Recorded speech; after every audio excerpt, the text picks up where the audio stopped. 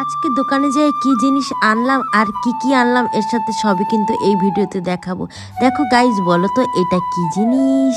Wow, আমি কিন্তু এক ডাব্বা নিয়ে তোমাদের সামনে চলে এসেছি।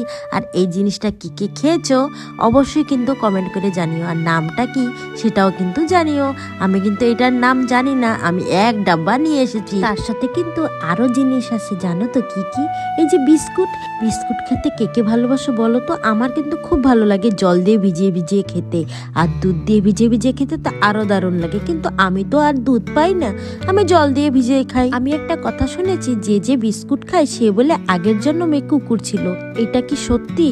আমি বিস্কুটটা ভালো খাই বলে আমাকে সবাই বলে যে তুই আগের জন্মে কুকুর ছিলিস। জানি না কেন, এইটা কি সত্যি? যদি যে যে জানো অবশ্যই বলো তো।